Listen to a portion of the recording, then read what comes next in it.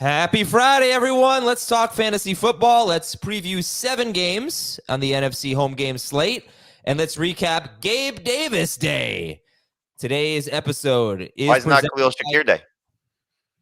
Oh, it could be. Yeah. Why isn't it Dalton Kincaid Day? Why is it not Rachaad White Day? It was a great game for fantasy. Yeah, it was. It was a pretty good day. It could have been even better if Chris Godwin had looked at that Hail Mary. By the way, today's episode is presented by Salesforce. I'm Adam Azer here with Dave Richard and Jamie Eisenberg. Happy Friday to you guys. Before we get into football, I need a World Series prediction. Who's going to win the World Series? It starts tonight. Rangers. In 6. Dave? Rangers in 4. I have absolutely no idea who's on the Rangers. Oh yeah, I do. Hold on. Josh Young. Is it Young or Jung? How do we pronounce his name? I think it's Jung, but I don't know.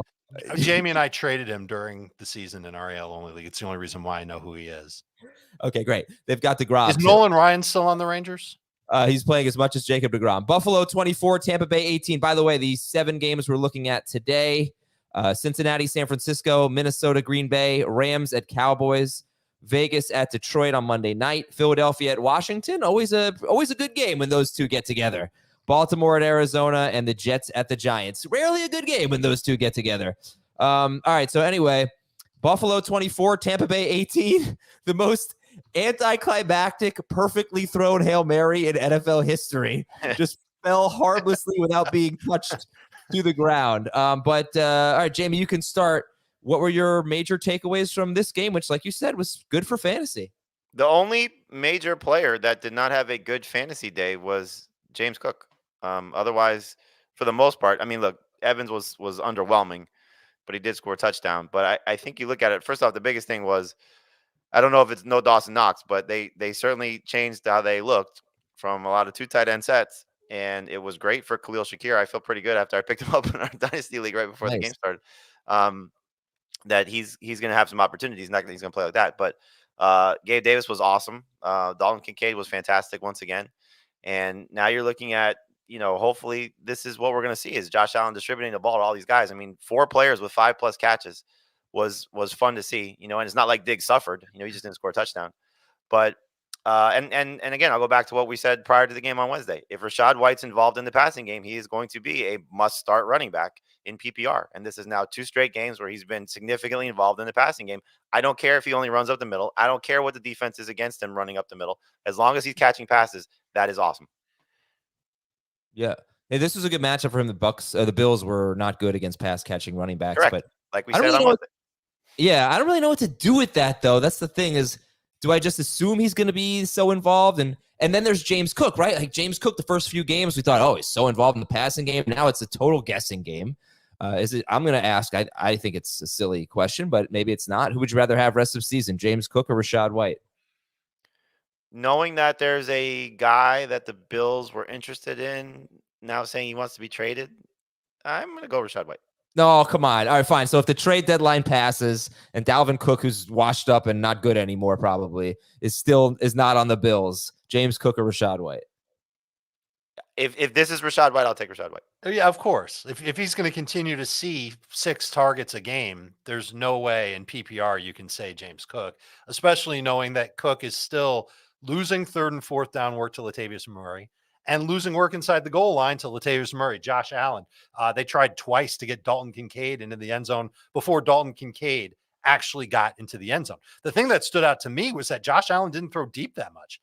He had an ADOT of 6 yards. It was the 2nd lowest of the season. And he also had his lowest or 2nd lowest rates in air yard attempts of 10 and 15 yards downfield. And he was still 3 of 5 on those deep throws that he did have, but he didn't have a lot of them. And I don't know if that's the shoulder.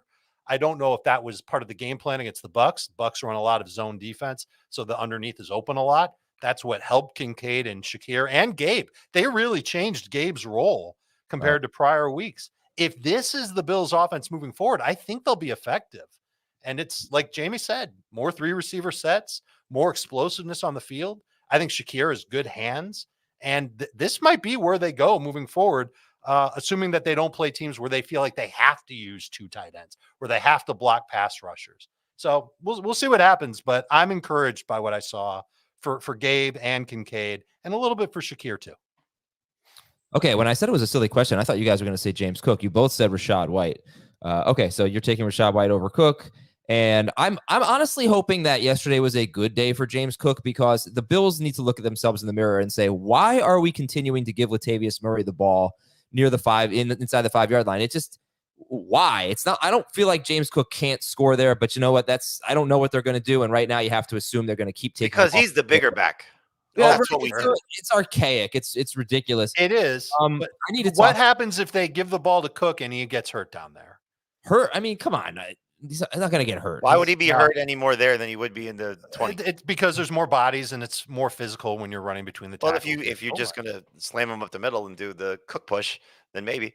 Yeah, sure. So what they should do is try and get a lot more creative with James Cook. And that's not just near the goal line. It's everywhere. And the fact that they've had him now for, a season and a half and they haven't done it, it's either troubling or telling. You can pick which one it is. But this offense, it's just going to keep revolving around Josh Allen, and that hurts James Cook. All right, well, listen, Allen decided he wanted to run a little bit more, and he did, and he was great, and he's the number one quarterback in fantasy, but he is dealing with this shoulder injury, and as Dave said, he didn't throw deep, and I brought this stat up on Wednesday. In the previous 2 games, 2 of 13 throwing the ball 20 or more air yards, so I think it is an issue, and I do want to address Gabe Davis because I feel bad. I mean, I gave terrible advice. I didn't like Gabe Davis. Because of injury. Terrible advice. He hasn't been producing. I mean, who saw this coming? There's not a person in the world saw this coming except for maybe Ken Dorsey and Sean McDermott. But that's what I want to talk about. This was, if Gabe Davis had just caught a 40-yard touchdown pass or something, I would be like, all right, whatever. He got that's it. Gabe. This was one of the most unique Gabe Davis games that he has ever played. He had his 3rd lowest ADOT in the regular season with a minimum of 5 targets. He had the 2nd most targets of his career. He had the most catches in his career in a regular season game by 3 catches.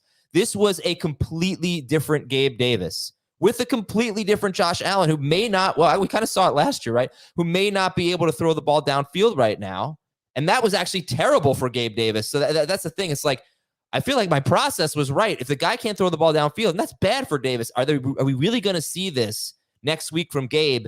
And what I said to Chris last night on FFT and 5 is, what happens in 1 week with Gabe Davis means nothing for the next week. It's really true. I don't know that he's a must-start. If he keeps playing this role and he gets 14, and he gets, up to 8 to 10 targets, he's not going to get 14 targets every week. But okay, then we're talking here. But I don't know what to expect from Gabe Well, Davis. I mean, I guess the first thing would be is change in personnel. So how much of that is going to benefit him? Maybe huge, maybe 1 week. But probably the biggest thing is if you could flip Gabe Davis now and say, look at this. This is what he might become. Not a bad move. No. Yeah. And it's hard to believe. Look at the matchups coming up for Buffalo, at Cincinnati. Denver at home is going to be pretty juicy. The Jets at home, that'll be tough. At Philadelphia. And then they have their bye in week 13. They've got some tough matchups coming up. And it's certainly they won't play teams that are heavy zone like Tampa. I need to confirm that Tampa actually did this yesterday. But bottom line is they're going to have to come up with something else other than what they did in this game. They can't just they could try to keep doing this. I'm not sure if it'll work. So I agree with you. If you can sell high on Gabe Davis, it's a good move. But that being said, though, if they are going to give him 8+ targets on a regular basis and change the way that he operates, you're still attached to Josh Allen. And you see now that he can do it. So it's not just he's a guy that runs down the field. Plus, he's also on a contract year. Maybe there's something to it. Well, I think there's something to Dalton Kincaid. I think we all feel that way. 80% roster. Great game for Kincaid. 5 catches, 65 yards, and a touchdown. He also had a little shovel pass down to the 1. He had an end zone target. I don't know if it was technically an end zone target, but it was on 4th and goal from the 1 or the 2, and it was knocked away on a turnover on down. So hopefully Dawson Knox is on IR. Maybe this is the springboard of Dalton Kincaid becoming a must-start tight end. It's not a springboard. It's happened. Okay, yeah, it's really exciting stuff. It's great. It is great. The Bucs did play a lot more man than normal yesterday. Yes, that's interesting. I want to give a shout out to Carlton Davis, who I only was paying attention in the second half, but what I saw, he was shadowing Stephon Diggs, and Diggs had a good game for fantasy purposes, but not great. One of his worst games really of the year, which is saying something. It's been a heck of a year. 16 PPR points. Fat. Exactly. All right. We got a lot of content this weekend. On Sunday morning at 10 a.m. Eastern, Fantasy Football Today is on CBS Sports HQ. You can watch that on the CBS Sports app. On Sunday morning at 11:30 a.m. Eastern, we're live from 11:30 until kickoff, answering your questions. No commercials. 90 minutes of just football talk and a little bit of goofiness and your questions over and over and over again. It's a lot of fun. That's at youtube.com/fantasyfootballtoday. Sportsline's new show, Inside the Lines, takes you behind the scenes with the brains behind the Sportsline simulation, showing you line movement throughout the week, injuries that will impact matchups, and early value plays using the model's projections. Get ahead of the lines and the public every weekday, 1 p.m. Eastern, with data and analysis that you can't find anywhere else at youtube.com/sportsline. Dave, just from the NFC home games that we're talking about today, there are 7 of them. I know we did start of the week yesterday with Jamie, but this is your turn here. From the 7 games we're talking about today, who is a must-start player? I am excited about Gus Edwards, believe it or not, against the Arizona Cardinals. And honestly, it's the matchup more than anything else. They've given up the 4th most fantasy points to running backs on the season. Every lead running back that's faced Arizona has at least 12 PPR points against them. They see on average 25 running back carries per game. And I know that Edwards and Justice Hill, they're still splitting touches, but Edwards has had twice as many touches as Hill in their past 2 games. So on the season, it looks like they're splitting the last 2 weeks, twice as many touches for Gus Edwards than for Justice Hill. He's powerful. He looks good. He can get to his top speed pretty quickly, and he's been dominating snaps near the goal line. I would take the chance, even in PPR, on Gus Edwards as an RB2. We don't really want to call him a must start, though, right? Just to clarify, he's not an amazing start. Must start Gus Bus. No, but look, he is a good player to bring up. A running back's had 20 or more carries against the Cardinals in 4 of the last 5 games. This is just what happens against Arizona. They are a terrific matchup. All right, let's go through the news and notes. And actually, before we get to the news and notes, I think the main news item right now is Ken Walker. And we look at the running backs in the Cleveland-Seattle game. We previewed that game yesterday, but we got a little bit more information now. Kareem Hunt back at practice, expected to play. And Zach Charbonnet is 58% rostered. This doesn't make sense. Go get Zach Charbonnet right now. I know it's a tough matchup, but let's say Ken Walker doesn't play, and hopefully he does. Also, Tyler Lockett is not practiced. If Ken Walker does not play, Jamie, who is the best running back in the Cleveland-Cincinnati game? That's a good question. I probably would lean Hunt just because I think Charbonnet's still not 100% also. And they would probably use more of a committee at this point, knowing what they have. So it'd be probably Charbonnet and DJ Dallas. But in terms of what you just said about his roster percentage, what if this injury lingers for Ken Walker? I mean, calf strains, we know, ask Joe Burrow, they could be a problem. And so if this is something that might be more than just a 1-week thing, again, he can still play this week. So it's no certainty that he's out, but he should be rostered. You know, this team wants to run the ball, and you know it's a successful running offense. It has been for years. So you want that guy who they drafted to maybe push the guy who's going to be banged up. So he should be 100% rostered at this point. Okay. All right. So I'm sure we'll have time to talk about that. Maybe we'll have some information. We probably won't have information on the mailbag, but we certainly will over the weekend. Oh, they practice early today. Don't worry. We'll be good. And we can always believe what Pete Carroll says. But here are the rest of your news and notes. Jimmy Garoppolo seems on track to play. Still not expecting Brock. Do you know what his incentives are for his contract? No. So he misses $90,000 for every game that he's missed. So he's already down $180,000 for not playing the 2 games this year. He's playing this week. Brock Purdy's still in the concussion protocol, so we're not expecting him. Deshaun Watson's out this week, and he doesn't know how long the injury will linger. So that stinks. How much money does he lose every week? $20 million. I mean, that's it. It's going to go down as the worst contract in sports. Yeah, it might. It very well might. I don't think he loses $20 million every week. Kyler Murray is off the injury report, but that does not mean they're going to activate him. Let's see. Daniel Jones still not cleared for contact. Probably not going to play against the Jets. Raheem Mostert back. Tyreek Hill back. That was good news. David Montgomery missed practice, but Dan Campbell said he's getting better. And I was like, no, Dan Campbell, don't just give him another week. Just give him another week. Such a big fantasy impact there. Montgomery, if he plays and if he doesn't. He's not playing. He's playing next 2 weeks. All right. Yeah, they have a bye next week. Rashawn Johnson is going to play this week.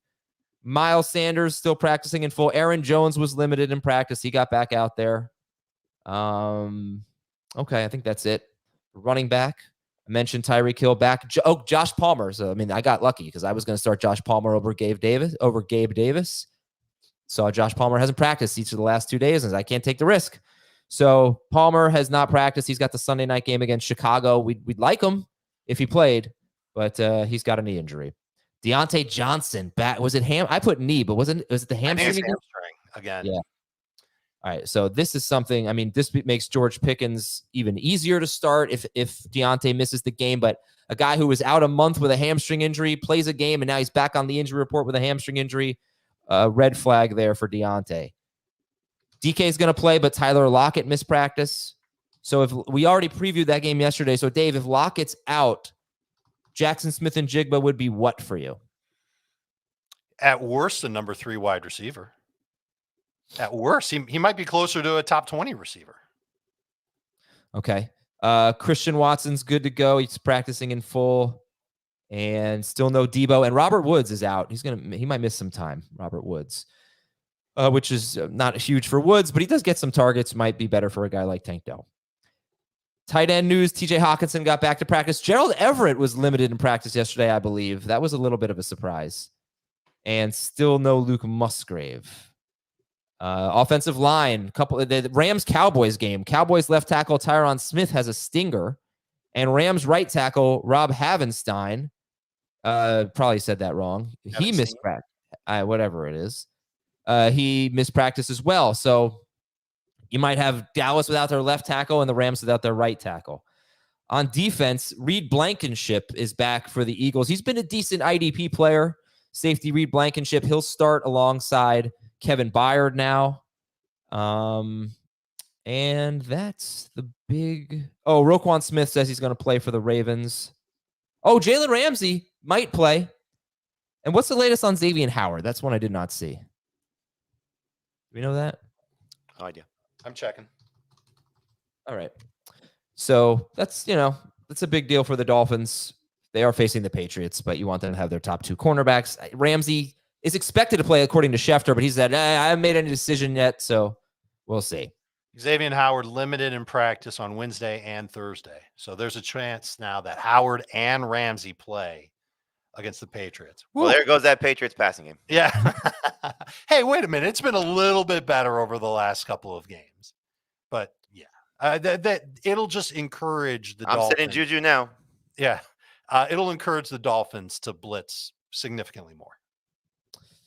All right. Well, I mean, look, you joke about Juju, but I know you like Kendrick Bourne. I do. I think he's a sleeper. Yes, but he's not a must-start guy by any stretch. No, he's a sleeper. All right, let's take a break. When we come back, we'll have one question for each game, starting with Cincinnati at San Francisco. We'll be right back on Fantasy Football Today.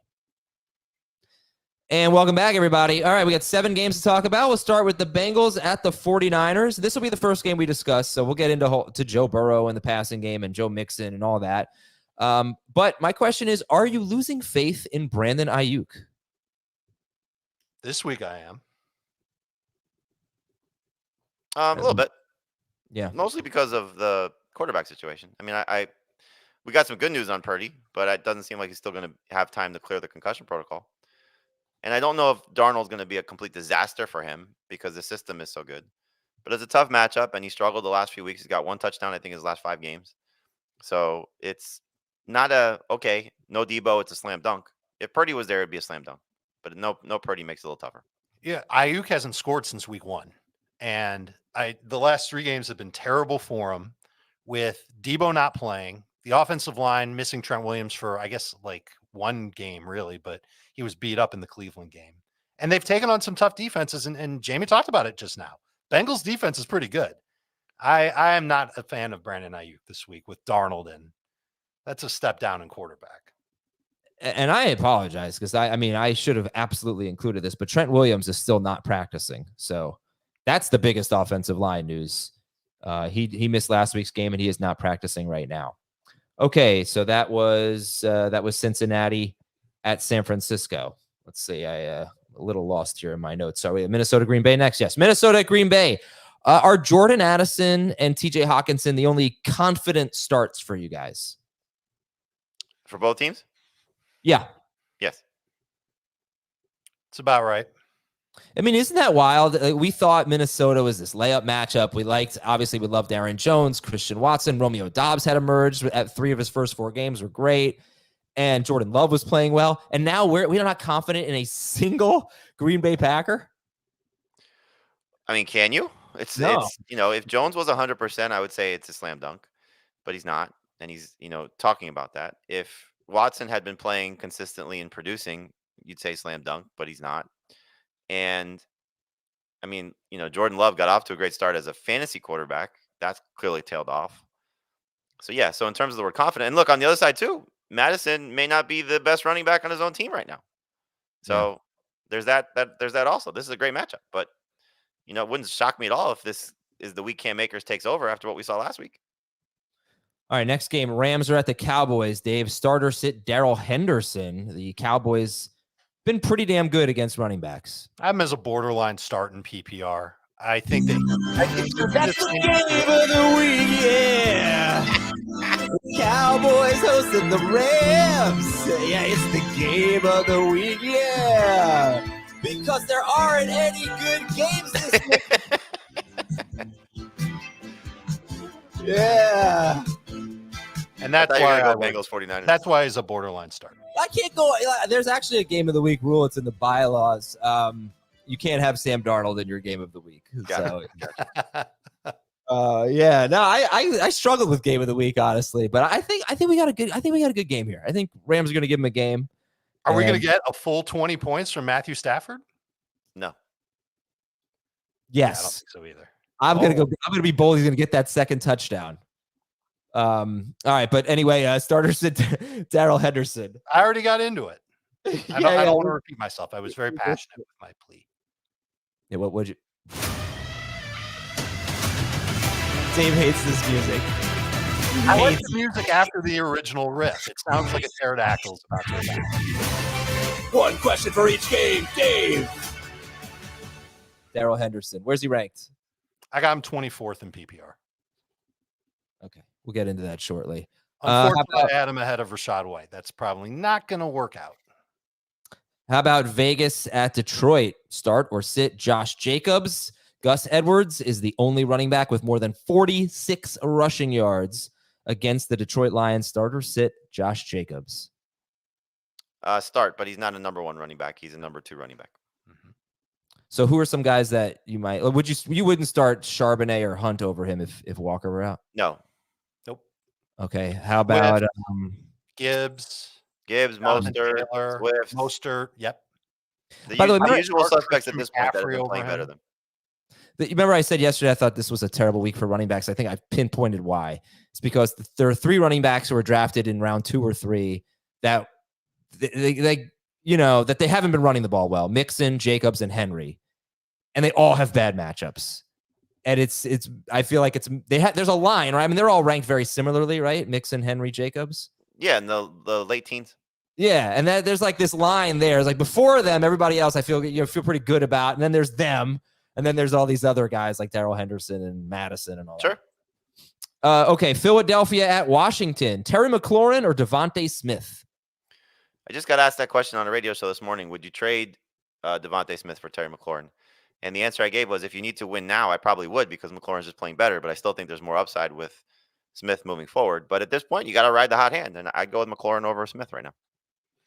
He had 22 PPR points in the earlier meeting against Philadelphia. He's had at least 15 PPR points in 6 of his 9 career games against Philadelphia. And he's the target that Sam Howell goes to when he's pressured. So every play? Yeah, that's nice, right? He goes to him the most. I can't say he goes to him every play, but majority of the time Like 20-something%, like 22% target share when He's their only reliable pass catcher right now. I mean, That's probably the best Samuel's been that guy too, but he doesn't see as many targets. I mean, Dotson clearly has not been that guy, and Logan Thomas has not been consistent. So yeah, McLaurin is locked in as a number 2 receiver, and Devontae Smith's got to prove something. How many games have the Eagles played this year? 7. 6. Is that? Oh, yeah. Can one of you confirm? 7. 13 different wide receivers have had at least 12 PPR points against the Eagles this year. And at least one every game has gotten to 16 PPR points. Right. It just doesn't really make sense. They were so good against receivers last year. You think they should be better, but you're right. They have been giving up the production. Well, Slade's missed time. They lost their slot corner, so there's been some things that have changed. Mm-hmm. And their pass rush wasn't so good, but that's getting back into form now. But it will be great this week. Yeah, it will be. Last thing about Smith, optimistic note on Smith. He's got a 12.6 yard ADOT. That is way up from last year. I don't think it's really helped him, but if you want to have a high ADOT against the team, Washington is the team to have a high ADOT against. Bring it up every week. Baltimore at Arizona. Would you start Zay Flowers over the struggling Chris Olave and or struggling Devontae Smith?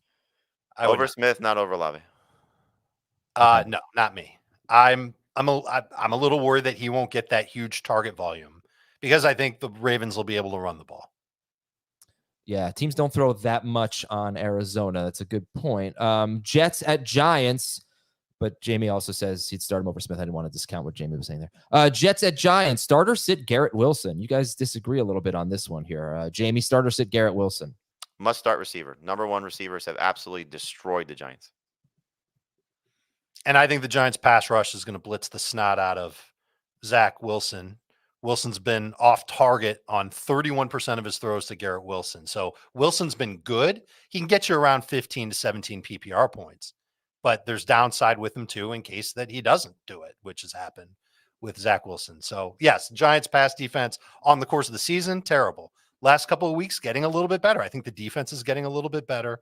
And so I'm a little nervous about Wilson, but he's among those receivers in that 15 PPR point range. And would you start, Dave, if you're a little hesitant on Wilson, would you start him over Zay Flowers? Would you start him over Devontae Smith? Yeah, I'll start him over Flowers, not over Smith. Jamie, start him over Smith? Easily. Okay. Okay. And, I've got to be 100% honest with everybody here. I didn't really have time for Beat the Waiver Wire. We have 4 teams on bye next week. It's Jacksonville, Detroit. Just do it for the mailbag. Tease it for the mailbag. San Francisco and Denver. Do it for the mailbag, but here's a name, Gardner Minshew. If you've got Goff or Trevor Lawrence and you need a quarterback to start next week, it's Minshew against Carolina. I'm just a little worried that they're going to run the ball 35 times in that game, but I thought about that too. I would double it. 70 carries for Jonathan Taylor and Zach Moss.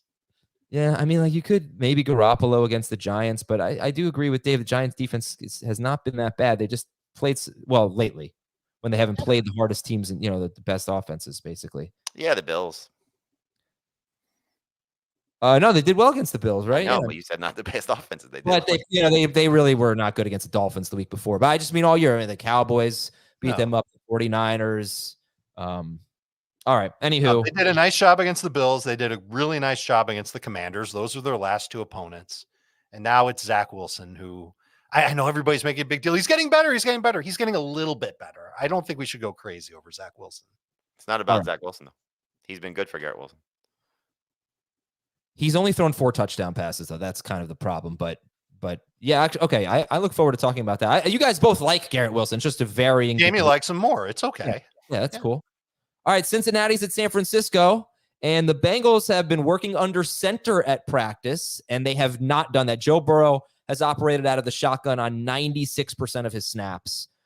So only Anthony Richardson had a higher percentage. So this is a sign that Burrow is getting healthier. They don't operate under center a lot. I mean, last year it was about 76%, I think, 78% out of shotgun, 6th highest in the NFL. But the fact that they're even doing it at all in practice is a good sign for Joe Burrow. Meanwhile, talk about the San Francisco defense. Oh, they're struggling. They gave up 19 points at Cleveland, 22 points at Minnesota.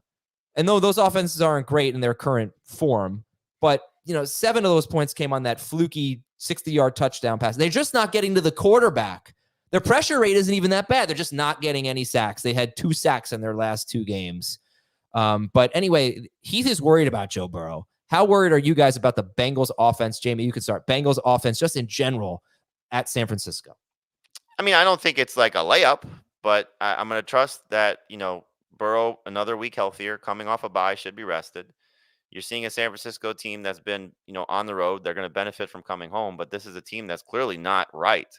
And just because the defense isn't dealing with a lot of injuries, they're probably going to be on the field a lot because the offense may be struggling. You lose Trent Williams, you lose Deebo Samuel, you're now going to be down Brock Purdy. This is not great for them.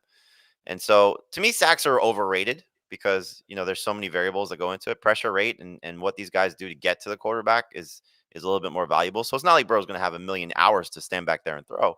But T. Higgins back, Jamar Chase playing like, he's capable of playing because he's always effing open.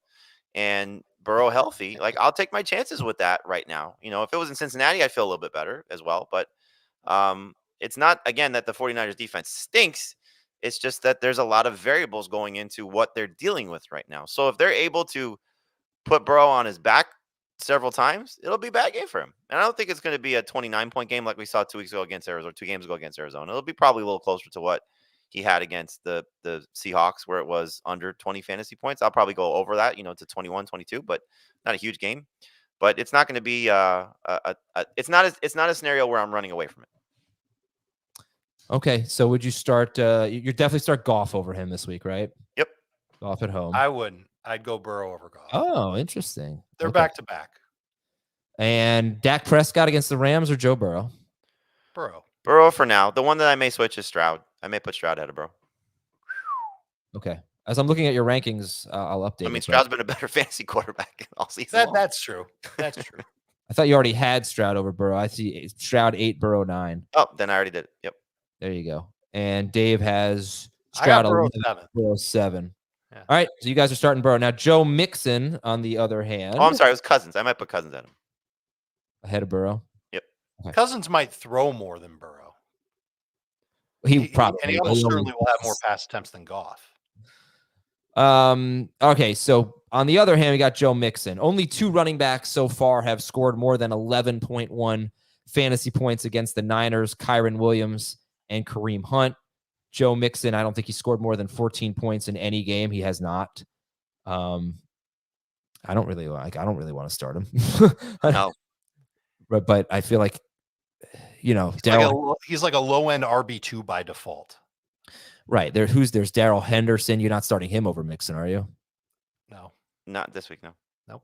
You've got some other guys, like the 2 you keep referencing, Hunt and Charbonnet, no. Nope. Gus Edwards?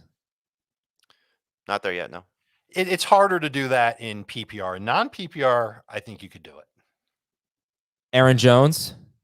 No. I don't know how much Jones is going to play, so Mixon over Jones. Ugh, fine.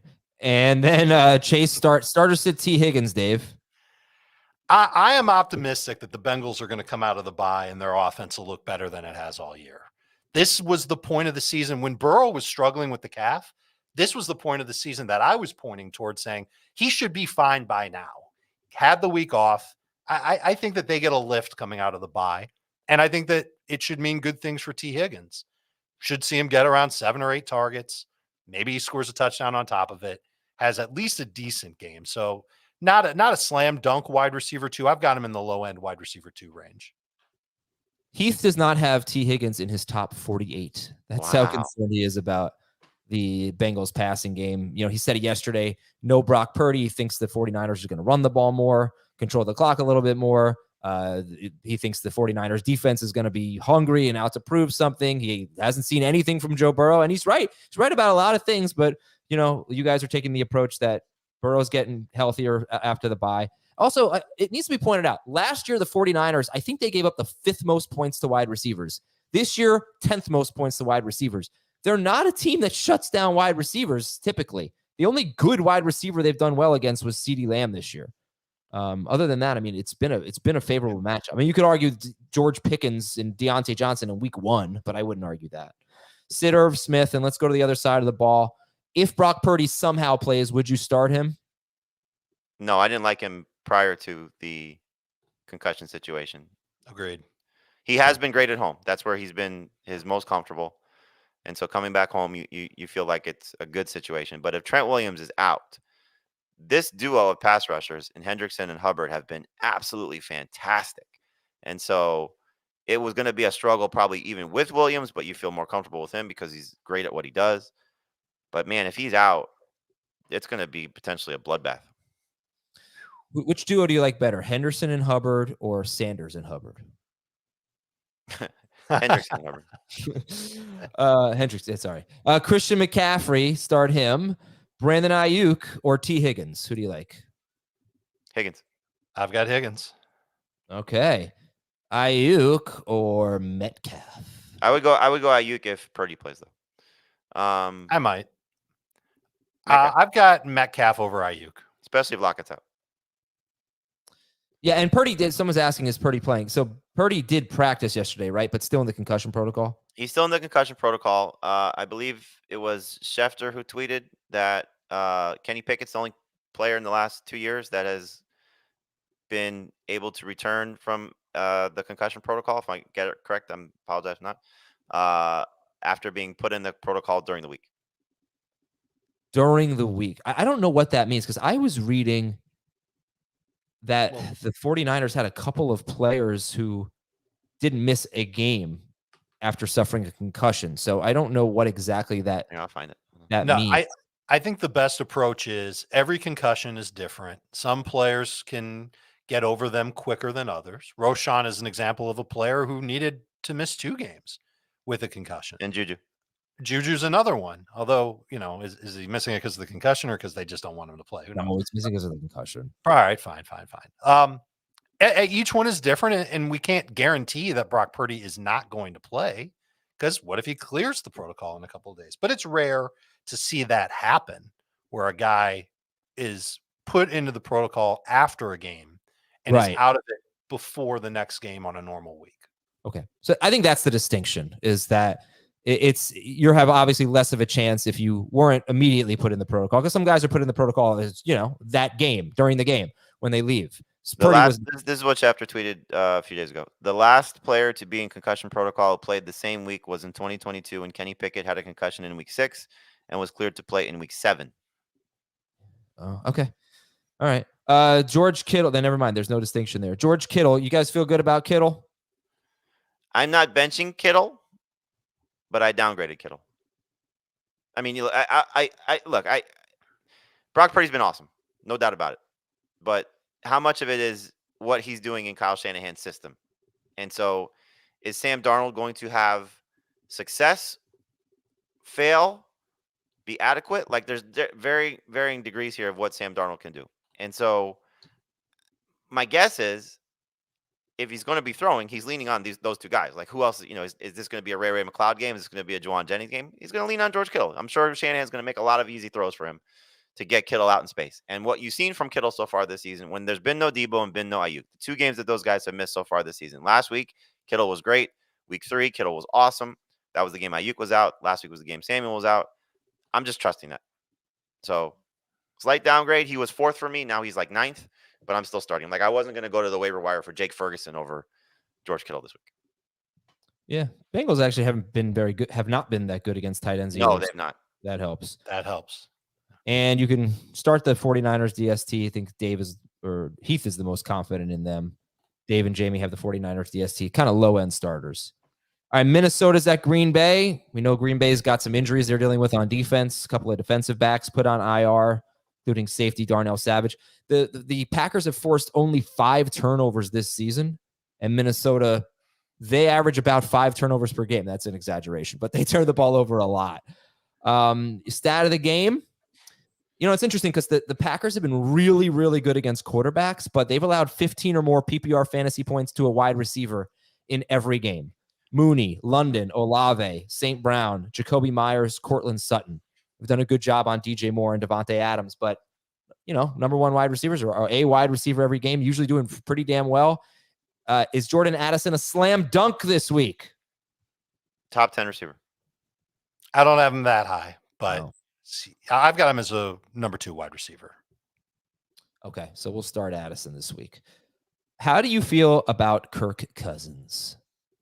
Well, you mentioned the quarterbacks that they've done well against quarterbacks. They played a lot of crappy ones. Yep. No quarterbacks throwing multiple touchdown passes yet, but here's who they've played. Justin Fields, Desmond Ridder, New Orleans. I think that must have been the game that Carr got hurt. Jared Goff, Jimmy Garoppolo, and Russell Wilson. Goff scored 13 points. These guys But that was the David Montgomery game. Mm-hmm. Right. Goff was efficient in that game, if I recall. He had an interception, but he was efficient in that game, just didn't have the second touchdown. Okay. So you like Cousins this week? Yeah. I mean, you look, last week was a pretty good indication of he can survive without Justin Jefferson. Now, you're going to mention the fluky interception that turned into a touchdown. Maybe that drive ends in a touchdown if that's just knocked away. I mean, there's a lot of different ways to play that out. Well, probably not, just because it was the end of the half. Well, that's true. That's fair. But still, I think you buy into the volume of what Kirk Cousins is going to deliver. Even though this matchup is favorable for the rushing attack, that still doesn't mean that this team is going to have success running the ball. So it's not as slant. Like if Jefferson was playing, I think Cousins would be potentially top 5, if not higher.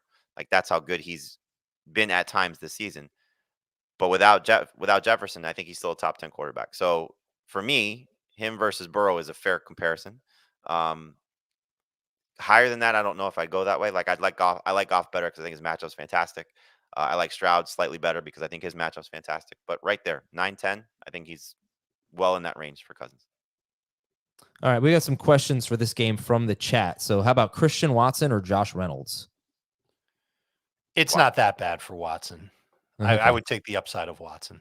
And then here's a good question. Addison, is that high in your rankings, even up against Jair Alexander? Yeah. I don't know if Alexander's playing. And that would make me certainly more encouraged to start Kirk Cousins if he doesn't play. You mentioned that Savage is out. He's still so banged up. Yeah, but if Alexander's back and Rasul Douglas is on the other side, they've got their outside corners. That helps them so much. Devondre Campbell's back, but that's more to help them against the run. If Alexander doesn't play, I'll be much more encouraged to start Cousins because, like you said, I'm expecting him to throw the ball a lot. We just saw a game where Baker threw over 40 times, fell into good production. Now, Goff also threw 50 times last week, and he had a terrible game, so there's downside there. But I think Cousins is okay. I think he's an okay start. And if there's no Alexander, that makes me like him more. Is he still top 5 fantasy quarterback for the season? I'll look. That's a good question. I got it. Yeah, and Addison had 10 targets last week. He had 2 touchdowns. And Addison, yes, true. Addison or Olave? Addison. I do have Olave a little higher. All right, which Colts? Which Vikings running back do you prefer? Still Madison, but borderline number 2 running back. Agreed. Kirk Cousins is currently 6th in PPR points per PPR, like it matters. Jeez Louise. 6th in fantasy points per game. 1/10 of a point behind Lamar Jackson. All right, if you want 8 to 10 fantasy points, you're getting that from KJ Osborne pretty consistently. 4 to 5 catches for 47 to 49 yards in each of his last 3 games. Okay, tight ends. We're not expecting Luke Musgrave to play, but I am switching teams there. Sorry. So TJ Hawkinson, we're going to start. Jordan Love. What's your interest level, Dave, in Jordan Love this week? I'd have to be pretty desperate. This Vikings defense has proven, certainly to me, that they are a good unit. They're finding ways to get pressure on the quarterback. Secondary is playing well. I'm discouraged by the Packers. It feels like they don't have their identity down yet on offense. And they try to get Jordan Love to throw short. He doesn't do well. They let him throw long. He starts to get a little bit better, but then he turns the ball over. He's clearly a work in progress. And I don't want to start him against this good and aggressive Vikings defense. Would you start Russell Wilson or no? I'm not. I don't want to start Russell Wilson over anybody. I think you've seen Love the last 2 games or 2 of 3 games. 18, 19 fantasy points. That's where he's going to live. Yep, that's fair. But I still think he has downside to be worse than that. I have him 15th right now. I can't say that's where he's going to end up. I could see him falling behind Garoppolo, Carr. He's a top 20 quarterback. Normally, this is when I'd say he's a decent bye week replacement. Nobody's on bye this week. Geno Smith. I would take him over Garoppolo for sure. Carr's a questionable one because those are basically the same guys. But like, there's no chance I'm starting like Sam Howell against the Eagles over Love. I'll take Howell over Love. Ooh, How about Geno Smith against the Browns? no. I have Geno one spot ahead of Love right now. I don't know how I feel about it. All right, so what are we doing with the Green Bay running backs here? Because do we actually have some sleeper appeal with A.J. Dillon if we don't expect much from Aaron Jones? Jones had 11 touches last week, and Dillon's been all right the last couple weeks. Sleeper appeal, maybe. I mean, this Vikings run defense has been great. Yeah, they're really good. You know, And so you're talking about splitting touches with these guys. Like, I'll still take Jones over Dillon, and hopefully this is where he gets involved in the passing game again. Are we sure that Dillon is going to play 60% of the snaps like he did last week? I'm not Right, sure. and that's the whole thing. Like, if we were sure of it, then he'd be ranked a lot higher. I'd be nervous to start either Packers running back, to be honest with you. Right, but are we really going to gamble? Like, who do you like better, Aaron Jones or Alexander Madison? Madison. Jones in PPR. At what point do you just say, screw it, I'll take a chance on Aaron Jones? Like Javonte Williams or Aaron Jones? Jones. Javonte. Brian Robinson or Aaron Jones? Jones. Jones. Brian Robinson or A.J. Dillon? Robinson. Same. Gus Edwards or Aaron Jones? I think I may have asked you that earlier. Sorry. Edwards. Same. All right, Green Bay wide receivers. I'm assuming we're not going with Romeo Doubs at this point. We got to see something here. The Vikings do allow the 5th most fantasy points to wide receivers, but getting better lately. But what do we think, Christian Watson? You said you start him over Josh Reynolds. What if Josh Palmer plays? Would you start? What if the Joshes? Josh Reynolds, Palmer over Watson. Josh Downs, Watson. Palmer, Downs, Watson, Reynolds. I co-sign. Okay, Watson or JSN. Watson over JSN if Lockett plays. JSN over Watson if Lockett is out. Agreed. Beautiful. And yeah, Have we set your lineup yet for you? Or are you good? Me? I don't. This is absolutely not. That's not what's happening at all. Luke Musgrave. Yeah, we don't think he's going to play, right? Musgrave didn't practice yesterday. What? It's like your pause button got broken. Like you keep going back to Musgrave. Well, no, he did not practice yesterday, so forget him. Okay, Cincinnati is not Cincinnati, it's San Francisco. What's our next game here? We have Dallas at the Rams. We have the game of the week. Your notes get thrown off and you're all out of whack. So here's what happened with my notes. I forgot to put the Bengals game in the notes. So I noticed that while we were doing one question for each game. So I went to my document that has all the games in it. I have a document every week 8 games, week 7 games, whatever. And I copied and pasted the Cincinnati game into the notes, but I put it at the wrong spot. So I am like Ron Burgundy, where I will read whatever's in front of me. And I read it out loud, and then I realized, we've already done that game. So I scrolled down a little bit, and here we are. Rams are at the Cowboys. Is Luke Musgrave playing? I don't think so. Stat of the game, that kind of stinks. I didn't have a good stat of the game for this one, but here's one. Michael Gallup leads the Cowboys in targets over the last 4 games. Okay? You probably don't care because he did nothing with the targets last week, but if he has a good game, don't dismiss it, I guess. You guys do not like Matthew Stafford, and he's another guy that's just not doing anything in the red zone or the green zone. He's got the 5th most pass attempts in the NFL, Matthew Stafford, 17th in red zone pass attempts, 22nd in green zone pass attempts. It's very similar to Trevor Lawrence, except he's throwing the ball downfield, and Lawrence really isn't. But all right, you guys don't like Stafford. I get it. Jamie, why don't you give your thoughts on Darrell Henderson? Dave talked about him earlier. You know, we don't have him ranked very differently. And I agree with Dave. He's a low-end number 2 running back. I'll be a little bit more optimistic just based on what this team has done with their backfield. And, you know, again, I'll go back to what we said when we lost Kyron Williams. Is he a special talent, or has the system just been that good for who he has been and what he has been?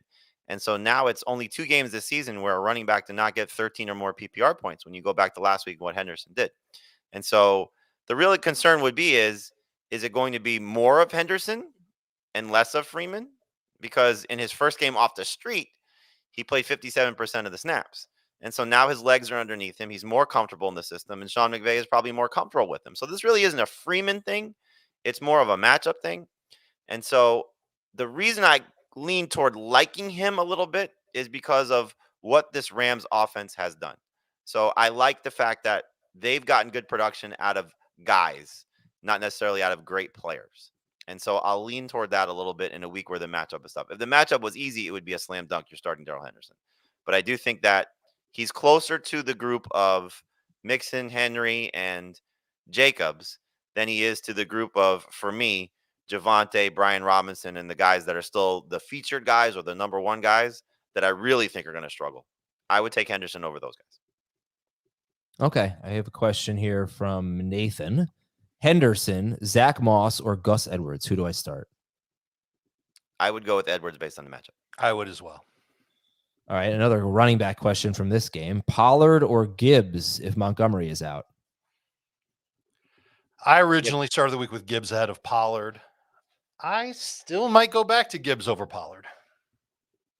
That's a slam dunk Gibbs for me. Yeah, No, without question. the matchup. Well, I want to see some better running from Tony Pollard. I understand he's a start this week. He's a top 12 running back. The Rams have been good. 9th fewest fantasy points allowed to running backs. They're okay per carry. They're below average per carry. It's not an easy matchup, but Pollard just hasn't run the ball well. He's got an avoid rate of 7.3%. And for context, his avoid rate was 20.8% or better in each of his first 4 seasons. So he's just not himself. By the way, the line who has is the decision of benching Tony Pollard and Me. Jameer? Me, I actually have, I think, maybe that same decision. I have, let me see my Pollard team here. Mostert? I have a Pollard, Mostert, Swift team, I think. Oh, and Gibbs? Well, I don't know. Woo! Gibbs in that. Hold on. I'll tell you. I know There's a everyone's little running back genius over there. so interested. I have Barkley, Ken Walker, Swift, and Pollard. So, you're benching Walker at this point. Yeah, even if he's healthy. Yeah. All right. But that was originally I had Pollard on the bench, but now if Walker plays, I don't try. Yeah, I'll put Pollard in. But yeah. Okay. Anyway, no one cares. Start the Rams wide receivers, both of them, right? No questions. Just start No them. questions. Yep. Catches and yards are king for them. Let's talk about Dak Prescott. You're going to sit Tyler Higbee, by the way, but Dak Prescott coming off his best game of the season, 27 fantasy points at the Chargers. He compare him to Joe Burrow, Dak or Joe? Burrow slightly, but Dak's history after a bye is absolutely insane. So he has, I think it's 6 seasons or 7 seasons, all but one game over 22 fantasy points after a bye. His worst game was 18 points. He's averaging after a bye 26.9 fantasy points. I tweeted this, so the exact games are there if you want to look. 26.9 fantasy points. And I believe that's the exact number he scored his last game was 26.9 fantasy points. Or it's the last time he faced the Rams. It's one of the two. Or I remember the number was freaky that it was the exact same thing. But his numbers after a bye are ridiculous. And when I tweeted this, it was like, well, that's not with McCarthy calling plays. Well, McCarthy was still the head coach, and he did it over different variations of offense coordinators during that time. So he obviously is well prepared. I was expecting the joke of, well, the Cowboys will never get a bye in the playoffs, so it won't matter. But in any event, he's been good in his career coming off of a bye. So that made me a little bit more encouraged to say he's a starting quarterback this week. Slam dunk, must start? No, but in the top 10 range, he's close. I agree. There was a little talk this week from his offensive coordinator about his rushing and how that's been a part of his game that was missing, and that the Cowboys were really happy that he ran for that touchdown in his last game. And you look at the Rams, they've given up some numbers on the ground to quarterbacks. Dobbs had a good game on the ground against them. Obviously, Richardson and Hurts did too. I wonder if that makes the difference, and that he gets, even if it's only 20, 25 yards on the ground, to help push him over 20 fantasy points. I've got him as a QB1 this week.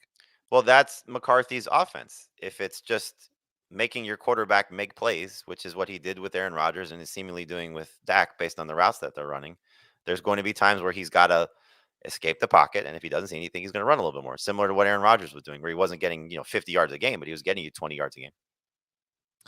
And the mobile quarterbacks are the ones who've had the good games against the Rams. Anthony Richardson and Jalen Hurts are the only quarterbacks who have done well against them. They've done very well against them. So would you start Dak Prescott or, sorry if I asked you this earlier, Jordan Love? Dak or Cousins? I have Kirk ahead of Dak. By the way, Jamie said he was waiting for that bye week joke. Jamie sent me some really good jokes. Here's another one from Jamie. Another dad joke from Jamie. Dave, I always thought that orthopedic shoes were overrated, but I stand corrected. All right, start Tony Pollard. Again, not my jokes. I copy and I paste. understand. Nobody's dad jokes are their own. They circulate. Start Pollard. CeeDee Lamb. Do you guys trust him this week? 100%. You have to. Okay. Who's the third best receiver in this game? Is it Lamb? Yes. Yeah. Gallup Cooks, Jake Ferguson. Any interest in these guys? Ferguson, yes. Low end starting tight end. I think what we'll see is hopefully all the time that he played last game, is played highest snap share in their last game, 86%. That leads to some more targets and hopefully some more production. Cooks and Gallup are desperation plays at this point. I'm going to lean Cooks just based on, like I said this when we talked about the game the last time it happened, and then the waiver wire stuff, that I think with Dak on the off script plays, starting to look for him a little bit more, that means the rapport is getting a little bit better. So while Gallup's getting more targets, you can bank on that, and I don't have no problem with it. But I think Cooks is going to start to take off from this point forward. Okay. And then last one. Dave, people said I'd never get over my obsession with Phil Collins, but take a look at me now. Thank you, Jamie. I got a lot of mileage on it. I sent those to a lot of people. All right, we're taking a break. We got 4 more games, so we got to scoot. We got to get a move on it here, guys. Those were the tougher games. The last ones will be a little bit easier starter sit decisions. We'll take a break. We'll come back with the Raiders and the Lions after this. All right, Las Vegas is at Detroit. Stat of the game that you probably already know, or at least you know the gist of. And did I spell gist right? I spelled it J-I-S-T. Incorrect. G? G. Okay, so you know the G-H-I-S-T-E. Dating back to 2022, Jared Goff has scored 20 or more fantasy points in 10 of 12 home games. We like Jared Goff. I think he's somewhere around 8th for everybody. Start him. Sit Garoppolo. And Adams and Myers are easy, right? Start them, even though they've struggled, or Adams has struggled. Yes. Okay. I mean, I don't know what else to really tell you. I'm encouraged with Garoppolo coming back for Devontae, but we're waiting for another breakout game for Devontae. And in the meantime, he's got too much upside. You don't want to miss out. So you're starting him. Okay. And then the real question is Josh. I got a good trade.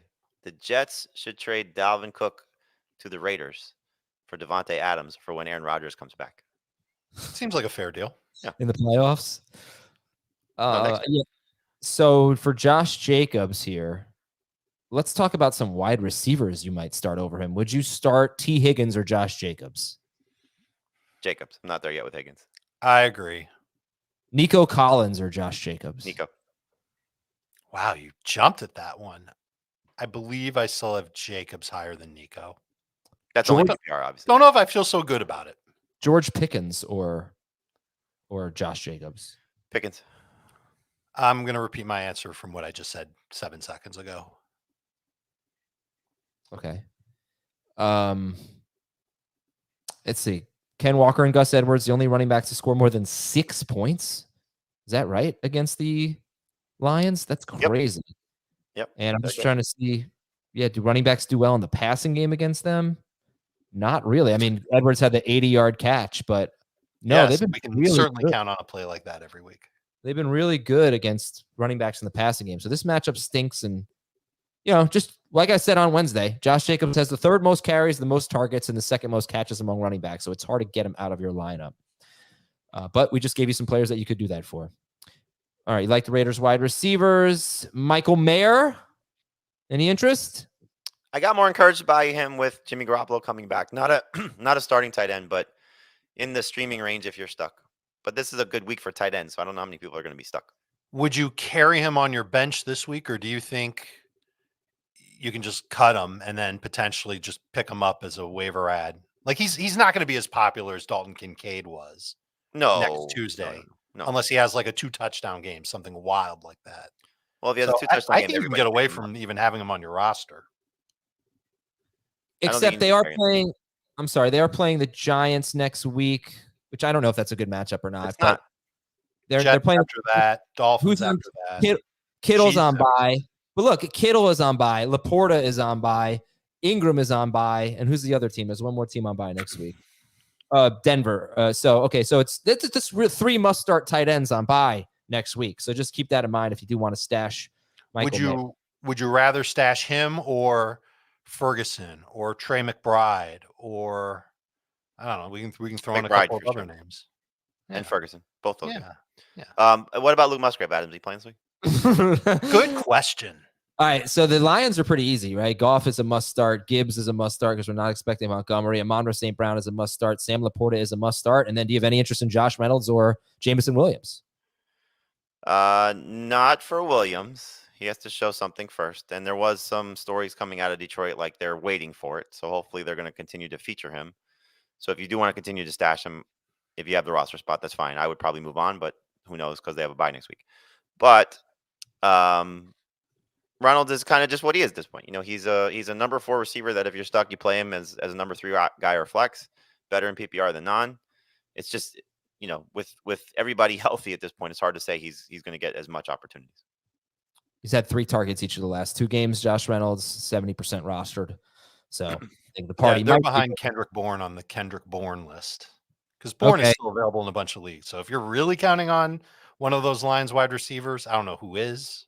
You must be in the deepest of leagues ever. You can go and get Bourne. He's probably already rostered in those leagues. You're stuck. It's Josh Reynolds and his 7 points. Enjoy. I'll tell you who's available in some leagues is the Lions DST. They're 58% rostered, same as Zach Charbonnet. And you guys have them 3rd this week. I'm finished. I'm going to drop them a little bit because that was before Garoppolo was playing. All right.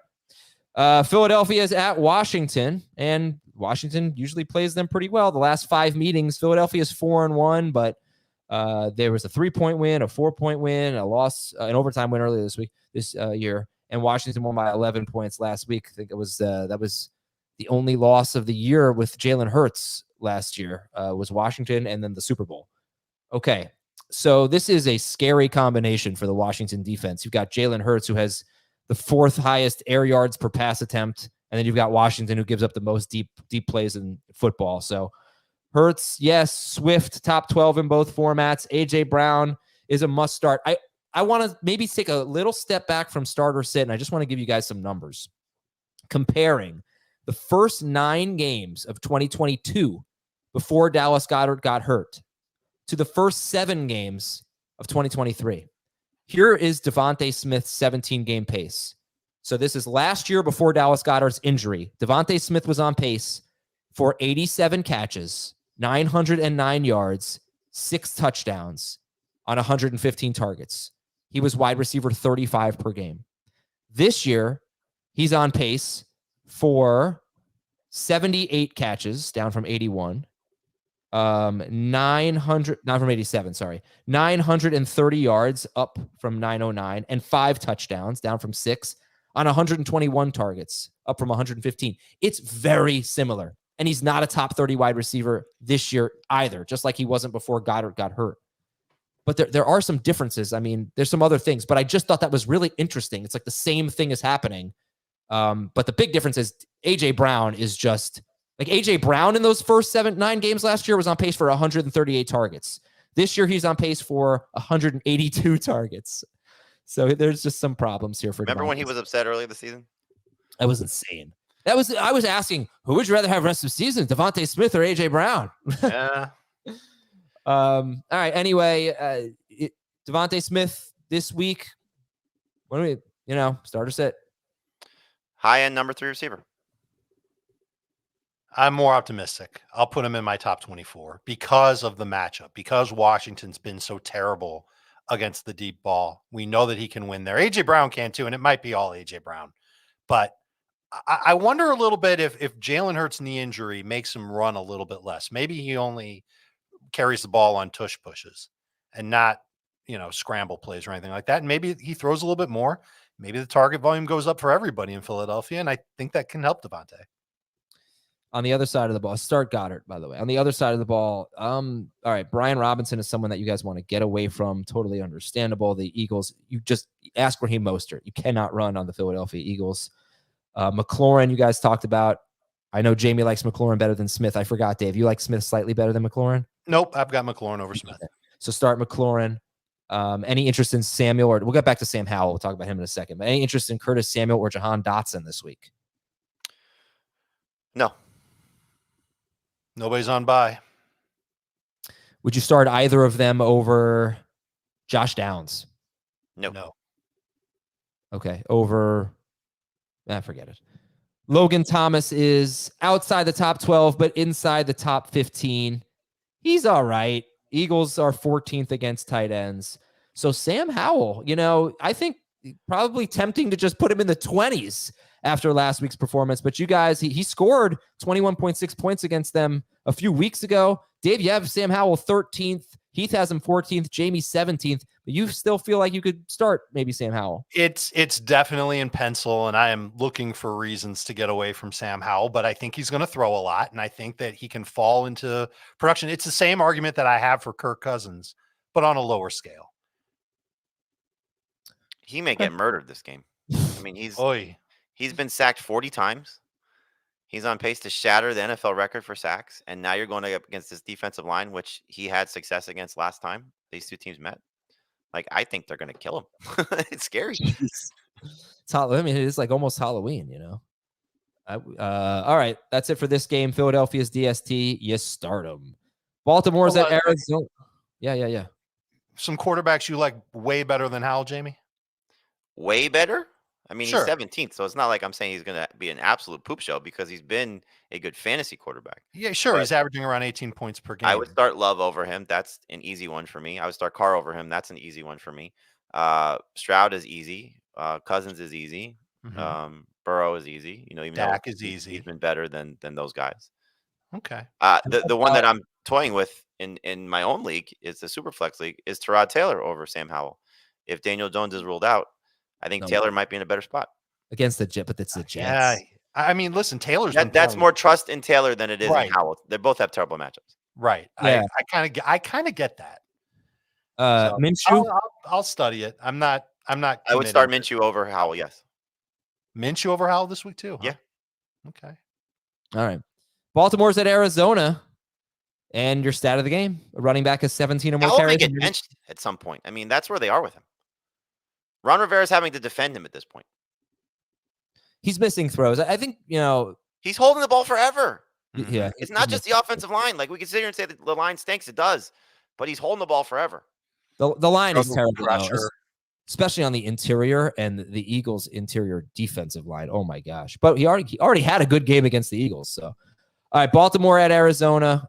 I told you the stat. It's about Gus Edwards and all these running backs that are running on Arizona. Now, look, they've faced some really good running backs, right? Brian Robinson in week 1 had 19 carries. Then Barkley, Pollard, McCaffrey, Mixon stunk. Kyron Williams had a huge second half against them. Ken Walker.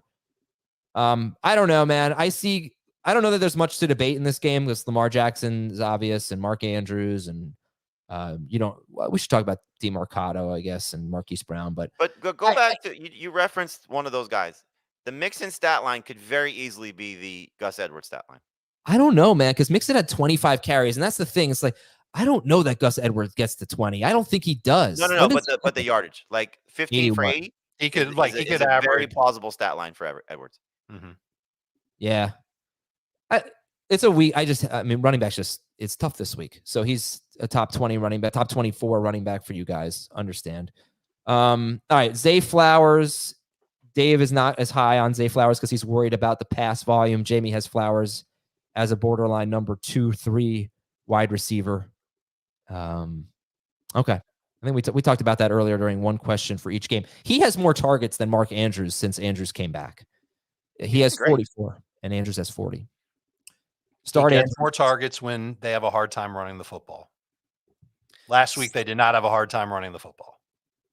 Or certainly using their running backs on offense, the Ravens. If we get a big surprise and Kyler Murray plays this week, where would you rank him? Ahead of Sam Howell. Not maybe 16th. Okay. First game back from an ACL against the Ravens. I would be hesitant. Okay, how about Amari DiMercado?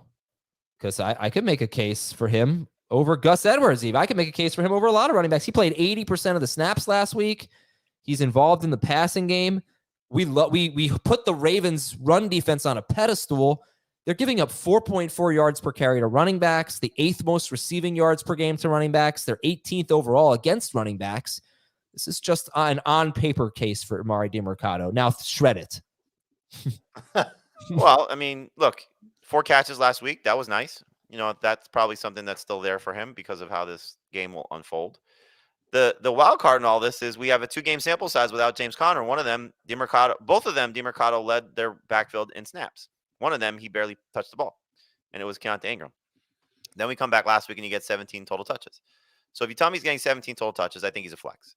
I don't think you could trust him as anything more than that against this defense where they're probably going to be behind by 2 touchdowns early if the Ravens offense shows up like we saw last week. So start, no. Trust, no. Desperation play, yeah. Tank Dell or Amari DiMercado? Dell has more upside. Dell and PPR. Christian Watson or DiMercado?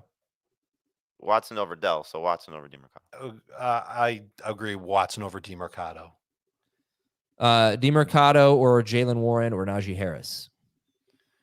I'll take the Steelers. Same. Damian Pierce. Now we're getting close. Oh, right. I do have Pierce 1 spot ahead of DiMercado right now. Starter sit Marquise Brown. Number 3 receiver. He's a flex. A little revenge game narrative, so you got to like that. Yeah. Targets will be there for him, and obviously we've seen this Ravens defense give up some, bust in their coverage. But I think still Josh Dobbs has just not been good, and Brown, while he's getting a lot of opportunities, some of it has been touchdown or bust production. So I don't want to buy into it fully. And Trey McBride is someone that you should stash. We don't have him ranked in the top 15 this week, but he's exciting. He really is. In college, as a senior, he had 90 catches for over 1,100 yards. He never catches touchdowns. Caught 10 touchdowns in 40 games in college. He did have a touchdown last year in week 17 or something like that, but Baltimore's second best against tight ends. But stash Trey McBride. The Jets are at the Giants. If you want to hear a Garrett Wilson rankings dispute, they both like him. Dave has him 27th. Jamie has him 17th. But you can listen to that. I think a lot of receivers are going to get 15 plus PPR points if you have him 27. I think that's close to his ceiling. And you don't, Jamie? I think he's going to do better than that, yeah. But I also think if you're getting 15 PPR points, that's an easy number 2 receiver. Yeah.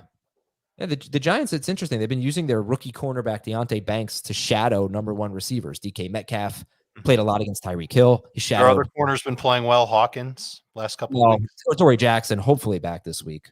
But I don't know how they're going to defend Garrett Wilson. It's either going to be, I think it could be Banks shadowing him, and he'll beat Banks. Like Banks has been good for a rookie, but he'll beat him, just like McLaurin did on enough plays. So yeah, start him. It's not a question. It's just how much do you like him? Breece Hall is an easy start, and Saquon Barkley is an easy start, and Darren Waller. The Jets actually give up the most fantasy points to tight ends. Mostly it's because of touchdowns. I think they've allowed 5 touchdowns to tight ends. They don't give up a ton of yards. The Jets have allowed 5 touchdowns to tight ends and 1 touchdown to a wide receiver this year. And that was, I think, Stephon Diggs in week 1. They haven't given up a touchdown to a wide receiver since then. Well, if there's ever a team that makes sense to... Yeah. Let's do it. So this is the easiest game ever, right? Start the running backs, Wilson and Waller. Yes, sir. And the Jets DST. And maybe the Giants DST too. That's not the worst call. All right. Who wins? Nobody wins. The football loses when this game is played. The over-under is 36.5. Oh, man, that's bad. Oh, man. Yeah. Okay. Thanks, everybody. Enjoy your weekend. Today is trunk or treat. You guys ever do trunk or treat? No, but I see a lot this week for some reason. It's new, clearly, right? What is it? It basically, like, you go someplace and you do trick or treating out of your car. Well, like last year when I lived in Sleepy Hollow, trunk or treat was the fire department and the police department. They would set up trucks and you would just walk around each truck and get candy from them. This is at my son's school today. Some of the parents are putting treats in their in their trunks and giving it out. So it's So a Heath's car will definitely be in the garage with the lights out. Could you imagine Adam? Come here, kid. Come check out my car. I got candy for you. I'm not bringing my car, but it's basically trick or treating in a parking lot. This is basically what I'd hate to see what the backseat of the 4Runner look like. Jeez. Okay. Have a good weekend, everybody. We'll talk to you on the mailbag. I have to find something to make fun of Dan for, and that won't be. Oh, I mean, we're still getting mileage out of the burger thing. Oh, ask Dave. I don't think we ever asked Dave this. All right, Dave, settle the burger dispute here. Okay. I'm an expert in burgers. Go ahead. What is if they bring you a burger with a wooden stick in it, what do you do with that wooden stick? Take it out and throw it in the trash. Not Dan. Dan says, no, you got to leave it in there. You got all the lettuce, you got the bacon, you got the toppings, you got the tomato. You got to keep it in there. You got to keep it together. If you take the stick out, it all falls apart. So first off, Dan made fun of you and Heath slightly because we all took him out to lunch and I was the only one that treated him. And so I took him to we got a hamburger. I won't say where to. Did you tell him where you took him? Because that's an interesting story. We talked about that already. Okay. So he had a hamburger, and I was just casually observing Dan for any comedic things that would have come up, and I noticed that and I guess I should have really observed it, that he was moving the stick around in the hamburger. It wasn't like he just ate around the stick, which is what I thought initially, but he was moving the stick around as he explained to us because he got a brisket burger, so there was some stuff on it, and he says the stick is not. I always thought of it as a temperature stick because usually you see what, when you order meat, they put what it was.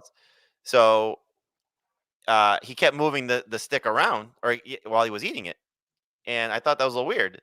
Some people have said that that's not weird. It's weird.